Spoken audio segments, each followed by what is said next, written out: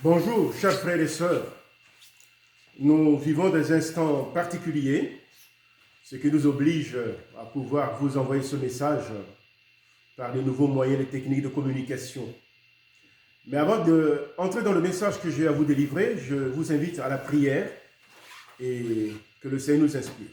Seigneur, tu es notre Père, tu es notre Dieu. Tes bontés et tes compassions se renouvellent chaque matin à l'égard de ceux qui te craignent. Et nous sommes là pour partager ton message. Nous accueillons sur les réseaux nos frères et nos sœurs qui veulent partager ces instants avec nous. Et que ton esprit, Seigneur, révèle dans notre cœur ta pensée pour le temps présent. Nous te remercions, nous te bénissons dans le nom de Jésus. Amen. Au niveau du peuple d'Israël, chaque tribu a un rôle à jouer. Il y a une tribu qui s'appelle les tribus d'Issachar, à qui Dieu a donné l'intelligence des temps. Ils savent interpréter les événements en fonction du temps. Et je crois que l'Esprit du Seigneur nous donnera de comprendre, au travers de cette prédication, quels sont les temps qui sont les nôtres à cet instant. Mon titre, le texte de mon message, c'est « Soyez sans crainte, redressez-vous ». En ce jour, le monde entier est en train de traverser une crise sanitaire sans précédent. Les médias, inlassablement, évoquent des événements provoqués par cette pandémie, tentent d'en expliquer les causes pour les mettre à la portée de l'homme moyen. Ils en remportent les conséquences tragiques en termes d'atteinte à la santé et des pertes en vies humaines. Dans tous les pays où ce fléau a fait son apparition, la situation est souvent hors de contrôle humain, ce qui ajoute à l'inquiétude de grand nombre l'angoisse et la peur. Sachons que l'augmentation des nouvelles inquiétantes n'est pas accidentelle ni secondaire. Elles sont les préludes des manifestations qui annoncent en réalité des événements spécifiques qui vont désormais bouleverser notre quotidien et qui bouleverseront l'équilibre du monde dans les prochaines décennies. En ceci, permettez-moi de lire un texte dans la parole de Dieu qui permettra de donner un éclairage dans ce que je voudrais vous dire. Ce texte, nous le retrouvons dans l'évangile de Luc, chapitre 21, à partir du verset 6e. Dans le soleil, la lune et les étoiles, on verra des choses étonnantes. Les tempêtes de la mer feront beaucoup de bruit, et tous les habitants de la terre seront très inquiets et effrayés. Des gens vont mourir de peur en pensant à tout ce qui va arriver sur la terre. En effet, les puissances du ciel trembleront. Alors on verra arriver le Fils de l'homme entouré des nuages avec toute sa puissance et toute sa gloire. Quand tout cela commence à arriver, redressez-vous, relevez la tête. Oui, Dieu vous rendra libre. N'est-ce pas merveilleux? Il y a 2000 ans, les disciples de Jésus posaient la question à leur maître. Maître, dis-nous, quand cela arrivera-t-il? Et quel sera le signe de ton avènement et de la fin du monde? Matthieu chapitre 24, verset 3. Ah oui. Jésus entreprit ensuite de leur expliquer ce qui se passerait dans les derniers temps, avant qu'il ne vienne. Bien que la Bible ne fournisse aucune date précise pour le retour de Christ sur terre, et bien qu'il ait déclaré que, pour ce qui est du jour et de l'heure, personne ne le sait, ni les anges des cieux, ni le Fils, mais de la volonté du Père toute seule, et que personne n'ose pronostiquer le retour de Christ. Cette parole décrit l'état du monde qui se trouve dans une période charnière, car nous sommes dans une période charnière. Et les événements que le monde est en train de traverser s'inscrivent dans ce tableau. Et ils vont s'accélérer ces jours-ci.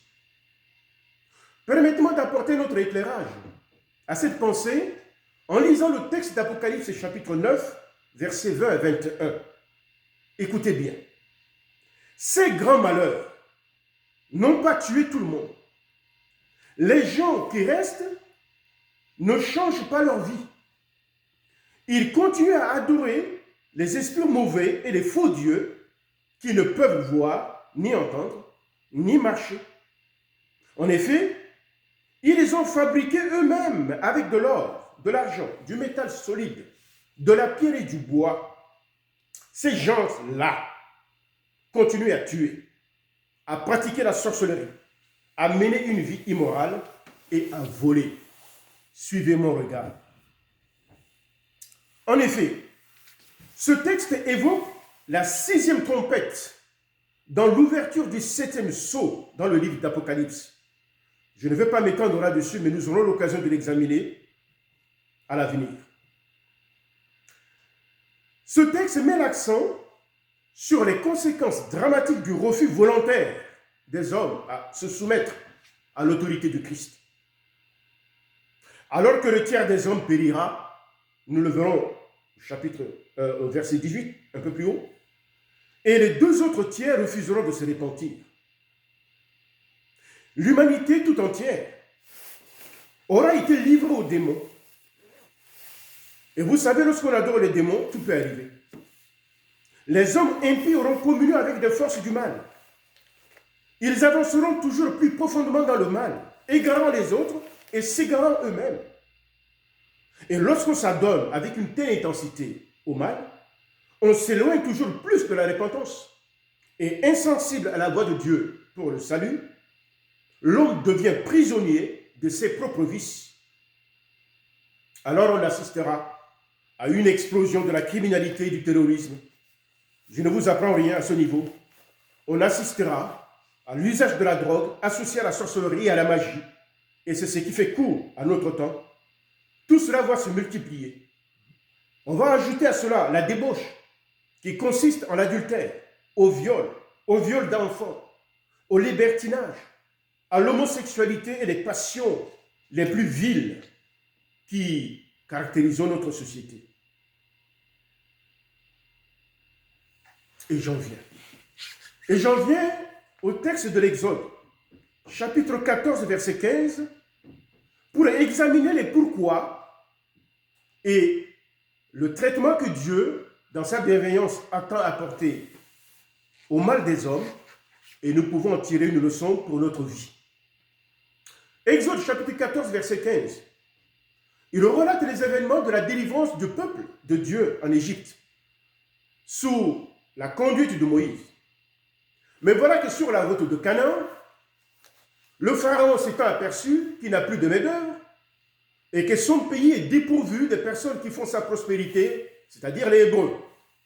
Il a décidé alors d'envoyer à leurs troupes, à leur suite, une troupe enragée et qui tente de ramener les enfants d'Israël en esclavage à nouveau en Égypte. Lorsque cette troupe, le peuple de Dieu, va se rendre compte qu'ils font l'objet d'une poursuite, ils seront saisis de frayeur et c'est à ce niveau-là qu'ils commencent à pousser des cris et Dieu va parler à Moïse en termes suivants. Je cite, « Le Seigneur dit à Moïse, « Pourquoi est-ce que tu m'appelles au secours? Dis aux Israélites de se mettre en marche. » De se mettre en marche. Au lieu de marcher, c'est-à-dire de se mettre en mouvement pour s'éloigner du danger, le peuple de Dieu pousse des appels effrayés à Dieu pour le secourir. Et pourtant, il vient de vivre un miracle particulier de la part de Dieu. Mais la question de savoir les pourquoi, les raisons. Quelles sont les causes et les raisons qui poussent les hommes à être effrayés et le peuple de Dieu à pousser parfois des prières de crise dans des tas pareils? J'en vois plusieurs, mais je veux en examiner 2 avec vous. La première, c'est que certains événements qui surviennent dans l'existence humaine sont les conséquences directes du péché et du mépris des lois de Dieu. Car la Bible a dit, qui sème le vent récolte l'ouragan, qui creuse une fosse y tombe, et la pierre revient sur celui qui la roule. Proverbe chapitre 26, verset 27. Et surtout ce verset, sur lequel je voulais attirer votre attention. Et je réclame une attention particulière à ces versets. Je lis donc. C'est Dieu qui parle. Hein. J'ai appelé et vous m'avez résisté.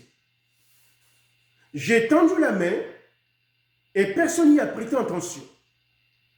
Vous avez rejeté tous mes conseils et vous n'avez pas voulu de mes avertissements. C'est pourquoi lorsque le malheur fondra sur vous, je rirai. Quand la terreur vous saisira, je m'en moquerai. C'est toujours Dieu qui parle. Quand l'épouvante, comme une tempête viendra sur vous, que le malheur fondra sur vous comme un ouragan, et que la détresse et l'angoisse vous assailliront, alors vous m'appellerez, je ne répondrai pas. Vous me chercherez, mais vous ne me trouverez pas. Puisque vous avez détesté la connaissance et que vous n'avez pas choisi de me craindre et que vous n'avez pas voulu de mes conseils, que vous avez dédaigné mes avertissements, eh bien, vous récolterez le fruit de votre conduite et vous vous repéterez de vos projets iniques.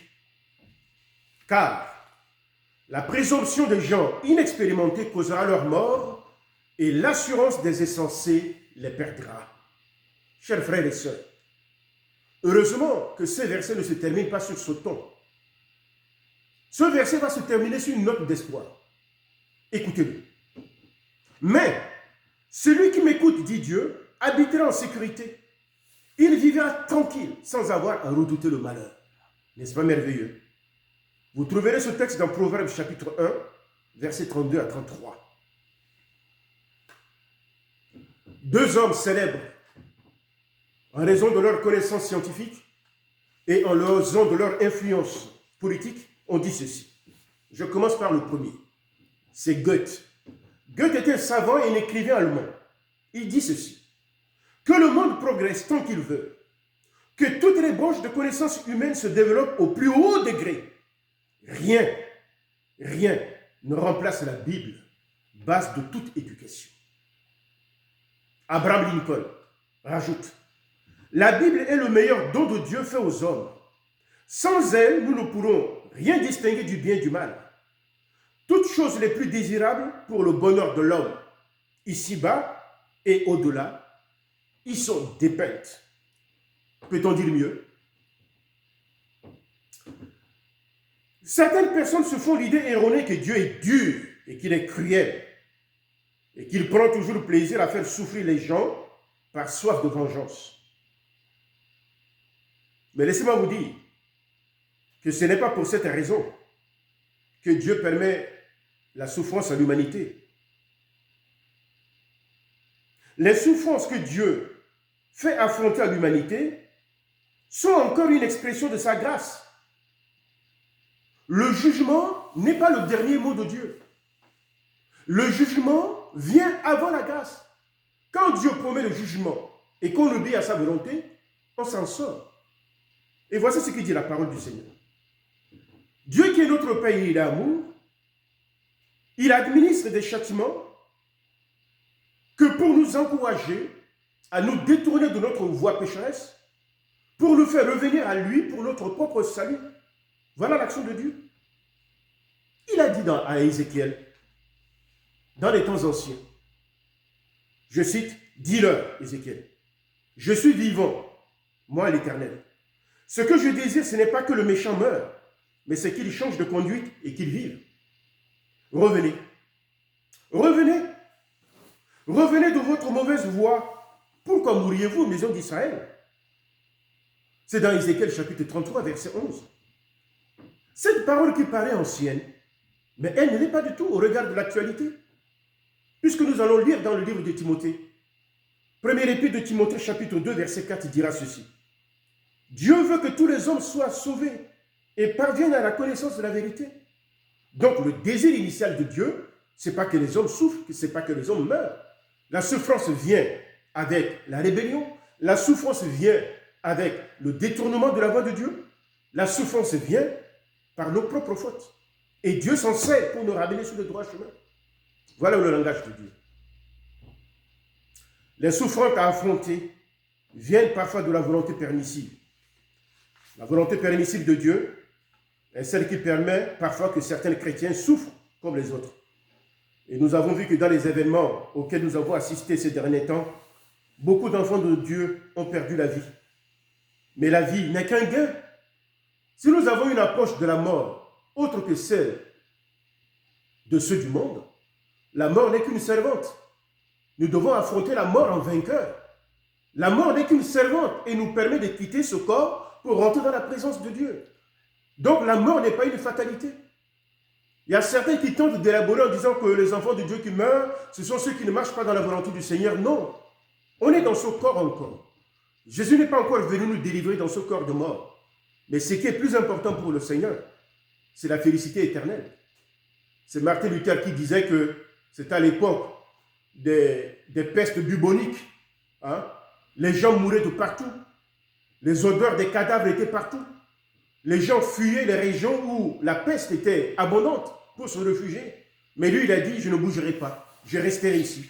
S'il est question que je meure, je mourrai pour la gloire du Seigneur. Mais s'il est question que ma présence soit là pour pouvoir aider les autres, je le ferai. Voilà l'attitude que nous, chrétiens, nous devons avoir. Alors, que dit George Muller? Il dit que le commencement de l'inquiétude est la fin de la foi.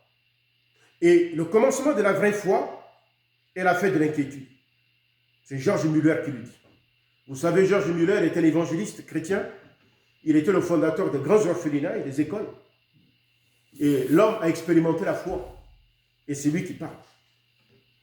Alors, l'inquiétude et la peur surgissent à quel moment?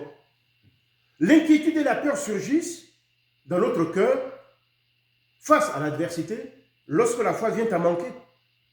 Et le manque de foi est souvent la conséquence de l'ignorance dans un premier temps. Parce que Dieu dit, mon peuple périt faute de connaissance. Mais le manque de foi peut venir aussi de la négligence. À notre niveau, à mettre en pratique la parole de Dieu. Ou le manque de foi vient tout simplement de la mise en oubli des lois de Dieu. Alors on fait du surplace, comme le peuple. Au lieu de s'en éloigner, ils font du surplace en poussant des cris. Ils ont peur sous le souffle enragé de l'ennemi. Mais Dieu va-t-il rester dans son trône? Croiser les bras et regarder les humains qu'il a créés à son image, à sa ressemblance et débattre? Non. À travers Moïse qui est son serviteur, Dieu va voler au secours de son peuple en donnant l'ordre à Moïse de parler et de dire au peuple de marcher. Deux éléments. Parler. Dieu, connaissant l'origine de leurs doutes, connaissant l'origine de leurs craintes, connaissant l'origine de leur angoisse et de leur embarras, se propose de traiter la cause. Et la cause, c'est le doute, le manque de foi. La parole de vérité est celle qui nous communique la foi. Parce que la Bible dit que la foi vient de ce que l'on entend, et ce que l'on entend vient de la parole de Christ. N'est-ce pas Dieu qui a dit dans le livre d'Ésaïe, « Sois sans crainte, car je suis avec toi. N'ouvre pas de regard inquiet, car je suis ton Dieu. Je te fortifie. Je viens à ton secours. Je te soutiens de ma droite victorieuse, car je suis l'Éternel. Je viens à ton secours, mon fils. Je viens à ton secours, ma fille. Sois sans crainte, vermisseau de Jacob. Faible mortel, je viens à ton secours. Oh, que c'est apaisant de telles paroles. Apaisant, n'est-ce pas? Parce que Dieu, il est notre Père. Il sait quels sont les dégâts que la frayeur et la peur peuvent vous provoquer. Vous le savez. La frayeur et la peur peuvent provoquer la mort. La Bible a dit que la mort, car les gens vont mourir face à ces fléaux de frayeur qui seront versés sur la terre. Les gens ont peur du manque de manger. Les gens courent à gauche et à droite, mais ils n'ont pas peur de l'enfer. Si les gens s'empressaient de recevoir Jésus comme Sauveur et Seigneur, si les gens s'empressaient comme ils s'empressaient dans le supermarché pour recevoir le salut, ce serait merveilleux. Waouh! Qui par son inquiétude, dit Dieu, pourrait ajouter une coudée à sa vie? Qui par sa peur pourrait rallonger son séjour sur la terre des hommes, dit Jésus? Personne. Personne. Alors, Jésus lui dira que votre cœur ne se trouble pas. Croyez en Dieu et croyez en moi aussi, dit Jésus. Je vous laisse la paix. Je vous donne ma paix. Et je ne vous la donne pas comme le monde le donne. C'est ma paix que je vous le donne. Que votre cœur ne se trouble pas et ne s'alarme pas devant de tels événements. Et plus encore, plus loin, il dit, quand tout cela commencera à arriver, vous, enfants de Dieu, redressez la tête. Redressez-vous. Relevez la tête. Et contemplez le glorieux retour de notre Seigneur. Dieu nous rend libres, car notre délivrance est proche. Les événements que nous vivons à l'heure actuelle n'ont rien à comparer à la Première Guerre mondiale de 14-18 ou de 39-44 ou 45. Les gens avaient vécu l'horrible apocalyptique, dramatique. Des corps des hommes qui pourrissaient, des corbeaux qui s'en nourrissaient, des chiens qui s'en empiffraient, des odeurs de cadavres partout. Et ça en est suivi dans les générations qui viennent des épidémies énormes. Et les choses que nous voyons maintenant ne sont pas nouveaux. Mais nous devons tirer une leçon. Quelle est la première leçon que nous pouvons tirer pour notre vie, chers frères et sœurs? La première, c'est la prière. Pas n'importe quelle prière. Parce que la prière, c'est des pratiques que les gens font dans toute religion. Toute religion. Bouddhiste, shintoïsme, islam, et que sais-je encore. La prière est le point de départ de toute aventure avec Dieu. Mais je voulais parler de la prière juste. La prière juste de foi. Par cette prière, nous pénétrons le secret de Dieu qui est notre Père. Quand cette prière, elle est juste, elle est saine, elle ne nous maintient pas simplement dans la contemplation. Mais quand cette prière, elle est juste, elle est saine, elle nous pousse à l'action. Car trop de prière tue l'action. Une action sans prière donne des résultats infructueux.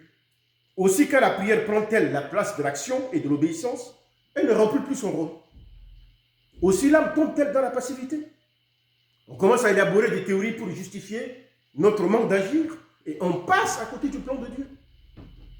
Voilà pourquoi, pour garder le peuple en éveil, Dieu intima l'ordre à Moïse de dire au peuple de marcher, c'est-à-dire obéir, c'est-à-dire mettre en pratique la parole de Dieu.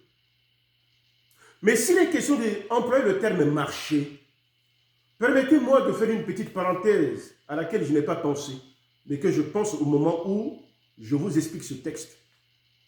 La Bible a dit dans Luc chapitre 10, verset 19, « Voici le pouvoir que je vous ai donné, de marcher sur les serpents et les scorpions et toutes les puissances de l'ennemi, et rien ne pourra vous nuire. » Mais lorsqu'on examine le sens étymologique du mot « marcher » en grec, comme c'est des explications à casier, le mot « marcher » renvoie à un terme militaire qui signifie patrouille.